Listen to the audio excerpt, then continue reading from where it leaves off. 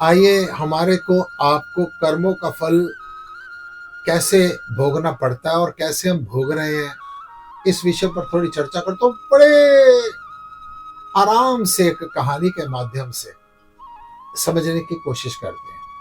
वह क्या, एक बार एक बहुत बड़े राजा ने मुनादी करवा दी कि मेरे को एक बड़ा सुंदर महल बनाना है। मैं अपने लिए एक बहुत सुंदर महल बनाना चाहता हूँ जिसमें बड़े सुंदर झूमर लगे हों, छत पर देखे तो उस पर मन वहीं पर रुक जाए, अगर जमीन पर देखे तो पानी में और जमीन में कोई फर्क महसूस ना हो, अगर दीवारें देखें तो उस पर क्या कलाकृति हो, अगर उसका स्नानागार देखें तो दिल करे कि यहीं पर थोड़ी देर के लिए आराम कर ले, अगर उसका रसोई घर देखें, पाक खाना देखें तो उसका भी जवाब ना हो। और जो कोई राजमिस्त्री बड़ा खूबसूरत अविस्मरणीय ऐसा महल अगर मेरे को बना के देगा तो मैं उसको भरपूर इनाम दूंगा। बहुत बहुत राजमिस्त्री आए, उन्होंने राजा के साथ दो दो चार चार घंटे दो दो दिन बैठ के मंत्रणा की, लेकिन राजा के गले बात नहीं उतरी। इसी प्रकार एक राजमिस्त्री आया। राजमिस्त्री ने आकर राजा से कहा, राजा जो तुम चाहते हो वैसा महल बनेगा, बल्कि उससे खूबसूरत बनेगा। आज तक ऐसा महल नहीं होगा जो मैं महल बना दूंगा, लेकिन मेरी भी एक शर्त है। राजा ने पूछा क्या? कहता मैं जिस समय जितना माल मांगू, जितना पैसा मांगू, वो मेरे को मिलना चाहिए, उसमें कोई कोताही ना बरती जाए, उसमें कोई कमी ना रखी जाए, और महल आप पहले नहीं देखेंगे, महल बनने के बाद ही आपको दिखाया जाएगा। तो राजा बड़ा आश्चर्यचकित हुआ। राजा ने कहा देख लो। कहता जो आप कल्पना कर रहे हैं उससे बेहतर होगा। राजा ने मंजूरी दे दी और जहां पर महल बनाना था उसके चारों तरफ राजमिस्त्री ने बहुत बड़े बड़े शामियाने खड़े करवा दिए कि अंदर का नजारा, अंदर की घटना राजा देख ना पाए, उसकी इतनी सुंदर जो उसकी अलौकिक दृश्य होगा, अलौकिक सुंदरता होगी, उसको राजा देख ना पाए। बंद करवा दिया चारों तरफ से। अब मिस्त्री ने महल बनाना शुरू कर दिया। नींव से जब शुरुआत हुई तो उस मिस्त्री ने क्या किया, नींव में जितना माल भरा जाना चाहिए था उससे डबल मंगवाया, लेकिन डालने की जब बारी आई तो उसमें 50% डाला। दीवारें चिनाई का जिस समय पर समय आया तो उसमें ईंटें तो लगाई, लेकिन जो ऊपर परस्तर लगाया ना, वो जितना मजबूत होना चाहिए तो उससे 10 गुना ज्यादा के राजा से पैसे, पत्थर, सीमेंट, हर चीज मंगवाई, लेकिन लगाने की बारी आई तो उसमें 33% लगाया।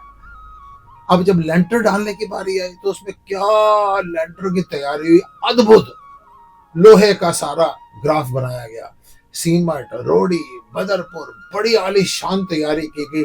लेकिन जब लेंटर डालने का टाइम आया ना, उसने सारा पैसा बचा दिया, उसमें हल्का सा सरिया मिक्स किया हुआ रोड़ी और सीमेंट, बड़ी उसने कम पैसा लगाया।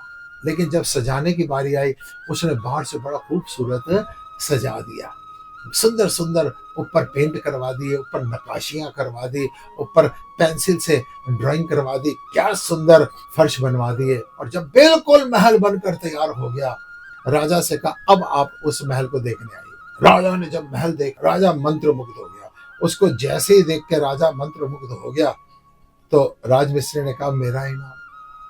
राजा ने कहा जो तुम मांगे तेरे को इनाम दूंगा। उन्होंने कहा, राजमिस्त्री ने सोचा कि छोटा मुंह बड़ी बात, राजा के सामने एक साधारण आदमी क्या मांग सकता है, क्या पता तुम क्या देना चाहते हो, जो तुम्हारी इच्छा है ना तुम वो दो। राजा ने बड़ा प्रसन्न होकर उस महल की चाबियां उस राजमिस्त्री को दे दी कि जा, ये महल ही मैं तेरे को उपहार में देता हूँ, तूने इतना सुंदर बनाया ना, मैं तेरे से और महल बनवा लूंगा, ये मैं तेरे को उपहार में देता हूँ।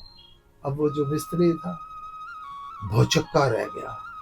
उसने तो नींव के समय इसमें कुछ डाला ही नहीं था, दीवारों के समय सीमेंट बचाया था, लेंटर के समय लोया, सीमेंट, बदरपुर, हर चीज बचाई थी, सिर्फ बाहर ही बाहर से सजाया था। अब वो ना हंस सकता है, हंसे तो कैसे हंसे, और रोए तो कैसे रोए। ठीक इसी प्रकार से आज का मनुष्य वो जब कर्म करता है ना, उसमें उसका काम, उसकी वासना, उसका लोभ, उसकी ईर्ष्या, उसका देश, उसका अहंकार काम कर रहा होता है। उसका कर्म पर इतना ध्यान नहीं होता जितना वासना में होता है। उसका कर्म पर इतना ध्यान नहीं होता, सच्चाई पर इतना ध्यान नहीं होता, प्रेम पर ध्यान नहीं होता।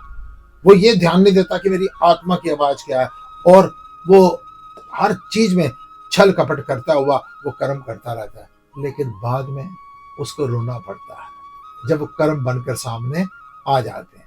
ये ठीक, ये सब के ऊपर लागू होते हुआ आप अगर परेशान हैं तो इसमें कोई दूसरा दोषी नहीं है। ये महल आपने खुद बनाया था और खुद भोगना है।